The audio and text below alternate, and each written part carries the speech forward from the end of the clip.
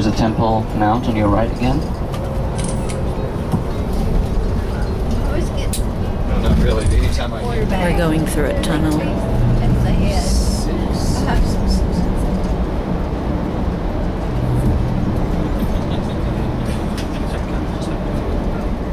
probably. It's just hard to find it.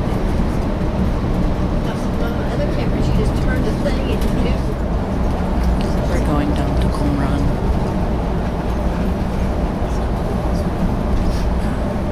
Okay, I'm going to play you now the recording of some excerpts from that war.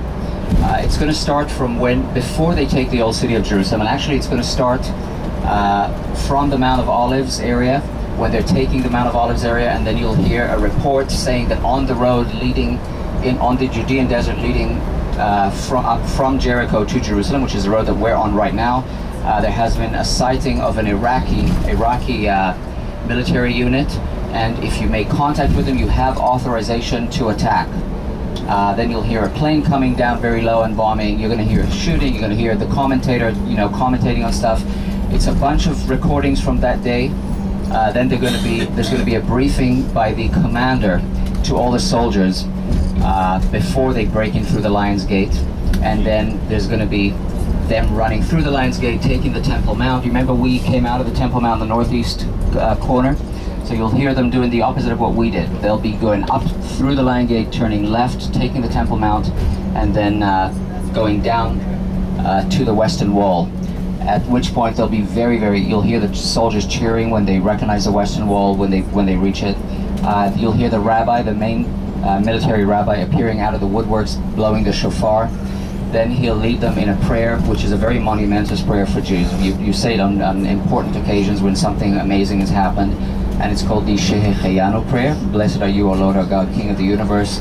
Shehecheyanu, who has let us live and sustained us and kept us and let us see this blessed day. And then they all say Amen.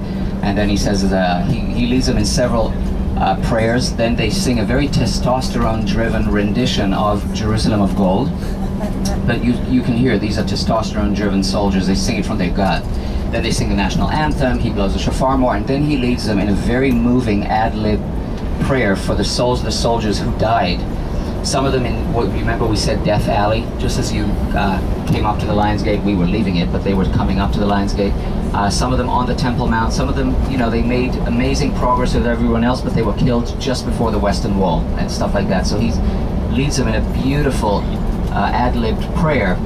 And the soldiers, being Jewish, instinctively know when to insert the Amen. But then towards the end, it's so sort of moving. His voice starts cracking, and at the very end, you hear some of the soldiers, the same soldiers that were belting out Jerusalem of Gold just a few minutes ago, just bawling, weeping, because these are still their friends. So I'll just try and translate as we go. It'll be several minutes.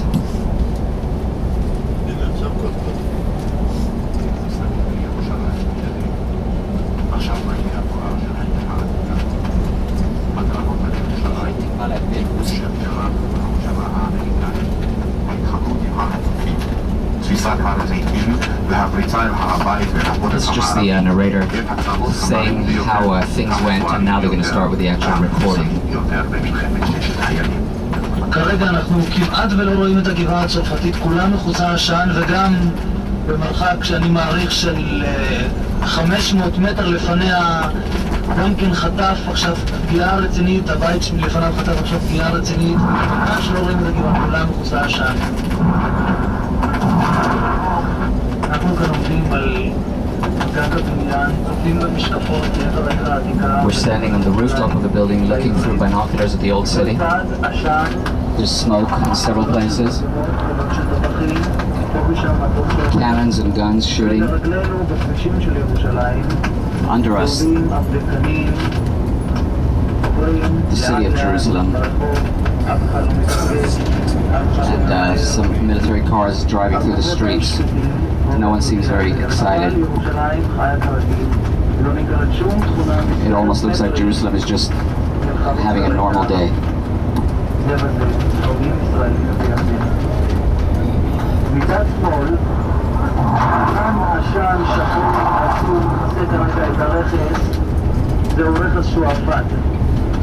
He's basically just describing what he's seeing. Hold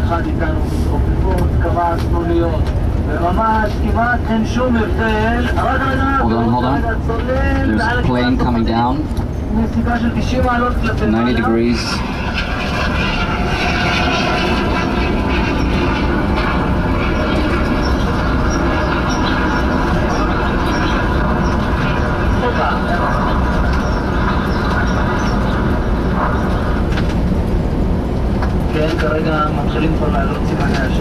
We're beginning to see smoke coming up again.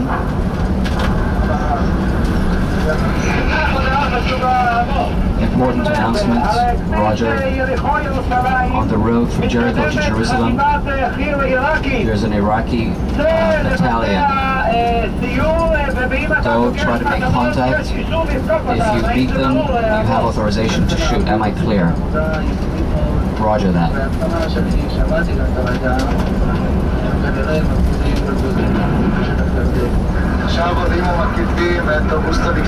Now we're passing by Augusta Victoria on the Mount of Olives. We just drove by that.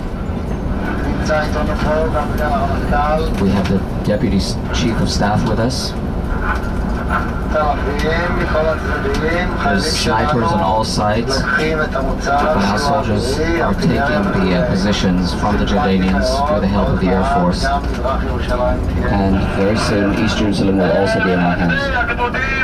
All group commanders who are sitting on the ridge looking down on the old city. Soon we're going to enter the old city. The old city of Jerusalem that all our generations of the past have been dreaming of and praying for. We're going to be the first to enter. The tanks, Eitan's tanks, are making their advance from the left. They're going to go up the Lion's Gate. All forces move to the Lion's Gate. We meet at the Western Wall Plaza.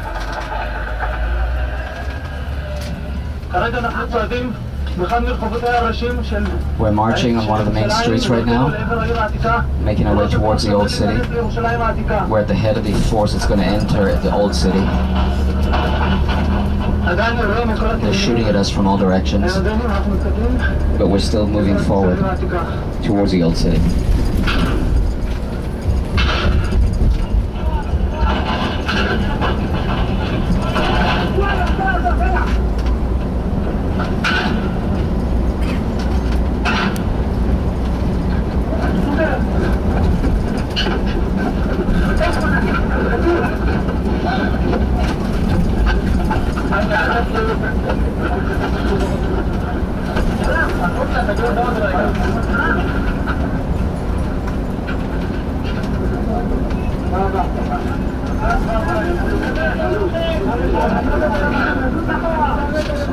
Move back. Everybody 15 feet between people. Be close to the walls. There's snipers on the walls. It's dangerous walking around here. There's snipers on top of the walls trying to shoot at us.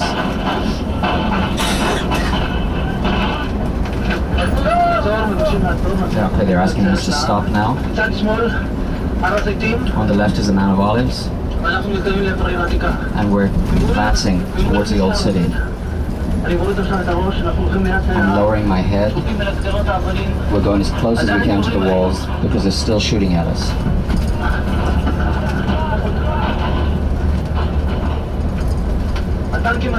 The Israeli tanks are at the entrances to the old city. And onward. Now we're moving into the Lion's Gate. We're right at the beginning of the force.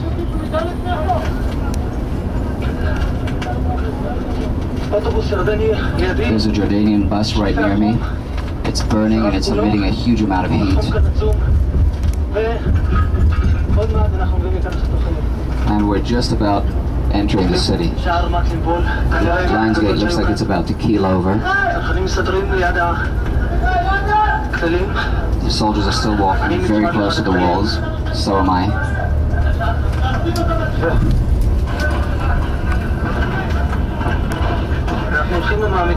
And now we're in the old city. We're getting deeper into the old city now. They've turned left there on the Temple Mount. The Temple Mount is in our hands. I repeat, the Temple Mount is in our hands. Oh, very good, very good. Keep going. Ceasefire. All forces, cease fire. This is command. All forces, cease fire. I repeat, all forces, I repeat again, all forces, cease fire.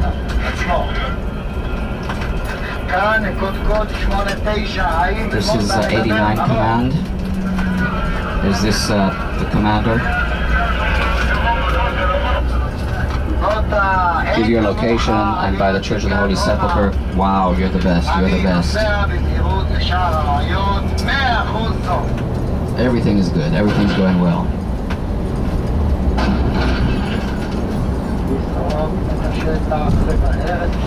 Comb the area, pick out any resistance, protect every home.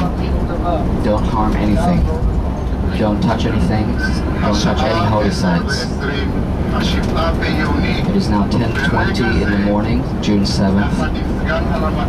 At this moment, with the Deputy Chief of Staff, we are passing the Lion's Gate. I'm now in the shade created by the gate, and we're stepping out back into the sun now, and we're now in the old city. The soldiers are walking very close to the walls.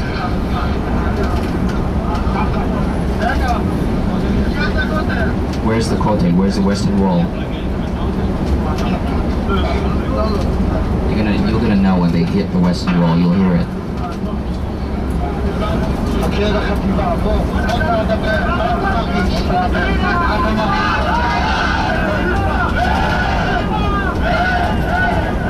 They found the Western Wall, obviously. That's a shofar sounding. It is hard to describe our feelings in words. We saw the old city on our right when we were up on the ridge, looking down from the Mount of Olives. We loved the view. We're losing our voice now from screaming in excitement as we took the old city. Our command car broke through the gate, drove right through to the Jordanian camp at the entrance, and we all just stormed in and got straight to the Western Wall as quickly as we could. My deputy Moshe immediately raised the Israeli flag over the Western Wall. The whole old city is now in our hands, and we are very, very pleased.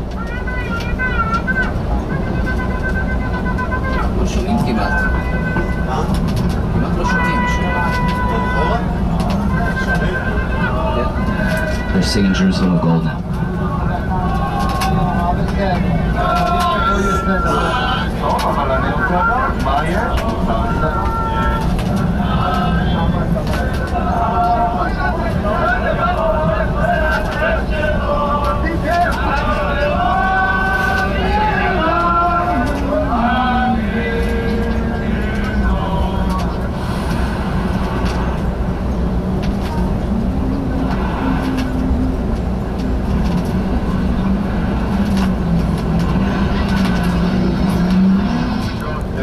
To the Western Wall. I am not a religious person.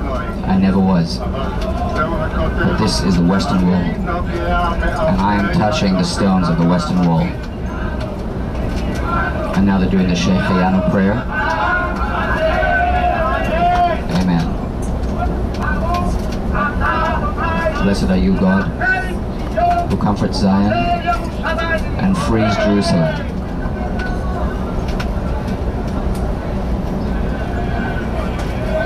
Now they're singing the national anthem.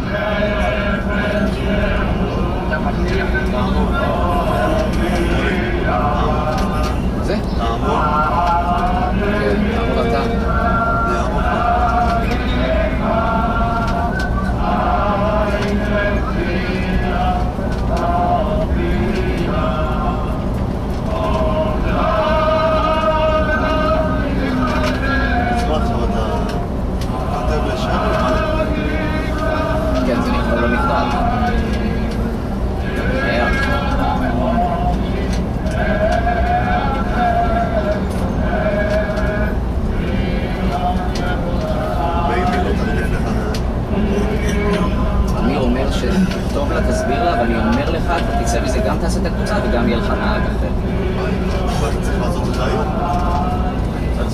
We will now have our memorials for the memory of the soldiers of the Israeli Defense Force who fell in this battle against all the enemies of Israel.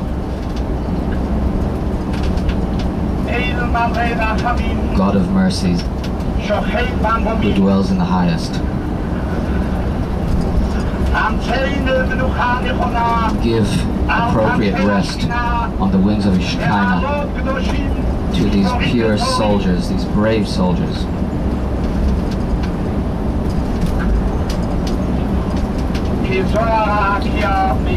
Who shine like the sun in the sky.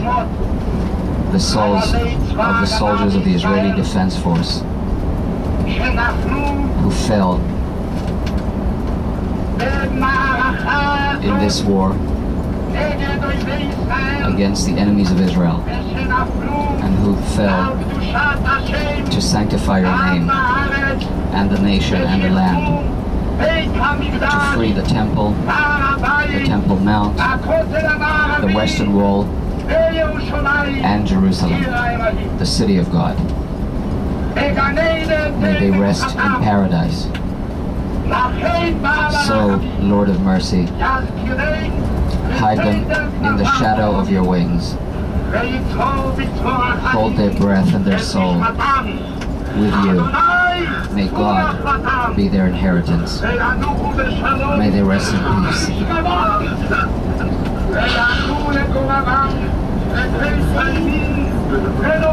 And we say, Amen.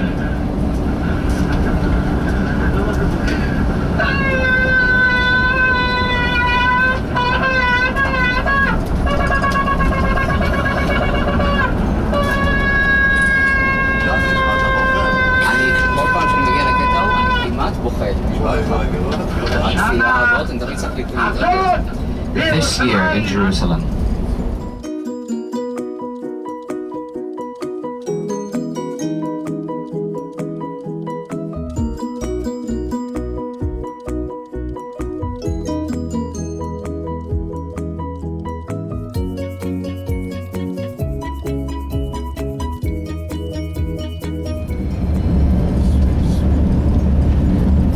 Okay guys, welcome to the Dead Sea area, which is the lowest spot on the face of the planet. By the way, the buildings that you see on your left now are old Jordanian army barracks from when the Jordanians controlled this area. Now, November 29th, 1947, the United Nations votes on the partition of Palestine. The vote passes. Jews say yes, Arabs say no, and go rioting throughout the Arab world. In a city called Aleppo in Syria, or Haleb as we call it, there's an old Jewish synagogue which holds what the oldest Jewish biblical manuscript that we have, which is about 1,000 years old in 1947. And they burned that synagogue down. The Aleppo Codex is damaged in that fire. And around the same time, in November of 1947, a Bedouin shepherd in this area that we're just arriving to, in the Judean desert, is herding his flock of goats, and one of them disappears. He thinks that she's gone into a cave that he can see, so he does what a shepherd will do at those situations. He picks up a rock and he throws it into that cave in order to scare her out to come and join the flock. What he hears as the rock lands is a sound of breaking clay. He realizes he's onto something, so he goes home, puts the goats back in the pen, and comes back with a friend. They climb into that cave, and they find about 10 clay jars about this high. You'll see some of them in the little museum that you see at the site. And when they open the lids to the jars, they see what they recognize as leather, rounded up biblical scrolls. They don't know it's biblical. It's, of course, they can't read probably even Arabic, but it's basically parchment all rolled up, and they see loads and loads of these rolled up pieces of parchment. So they decide, they know that this parchment is leather, it's animal skin. They don't realize anything of value in it, so they take it and decide to sell it to a shoemaker in Bethlehem to be used as insoles for shoes, because it's leather. They sell it to the shoemaker in Bethlehem, and he starts cutting it up in the shape of insoles. Word gets out that there's what looks like Jewish biblical texts surfacing around Bethlehem, and a Jewish archaeologist by the name of Sukenik goes down to Bethlehem to investigate, manages to get a couple pieces of scroll into his hands, and almost jumps out of his skin when he realizes what he's looking at. He goes to David Ben-Gurion, who at the time is the head of the Jewish community, and in 6 months' time will declare the independent state of Israel and become our first prime minister. And he says to him, David, this is the most important discovery in our history. This roots us in this land 2,000 years ago. It proves that we came from here, that we originated from here. This is our biblical text in Hebrew. We need to get our hands on these texts. David Ben-Gurion puts his weight behind the project, and they make an offer for each segment of scroll. Once the Palestinians receive the offer for each segment of scroll, what do? The price up. They just take the scrolls, and they just rip them up, and they charge that amount for each segment of scroll. We start getting a lot of shredded pieces of scroll. Once we realize the reason for the damage, the offer is changed and is now according to the length. The longer the original piece, the more we're going to pay you for it. A lot of damage was done by that point, but we do start getting a lot of whole scrolls. 6 months later, 1948, David Ben-Gurion declares the independent state of Israel. The War of Independence breaks out, and Jordan annexes this whole area to Jordan. They know there's Jewish scrolls in this area, so they decide to scan all the caves in the area. Not that they care about Jewish heritage, but they know it can fetch them some handsome sums of money. And they find a lot more scrolls once they start digging here, looking through all the caves. All in all, 800 scrolls were found here, including all the books of the Old Testament, except for the book of Esther, which probably did exist in some cave and may have been washed out by a flash flood. We'll discuss flash floods. 2 full copies of the book of Isaiah from the beginning to end. And a lot of scrolls had to do with the chronicles of the people who lived here, which is a Jewish sect called the Essene, which we'll mention briefly and you'll see depicted in the movie that you're going to see. Israel had to buy them through third parties and has attempted to buy as many as they can. Most of them are in vaults under the shrine of the book. Some of them are on display, as you've seen, and they change them constantly, and some are on itinerant displays around the world, but they fly there in these crash-proof containers with black boxes in them, so even if the plane that carries them somehow crashes in the ocean, they'll be safe even at the bottom of the ocean, and they'll send out a signal that will lead us to them, since this is our heritage. What we're going to do here is we're going to get out the bus.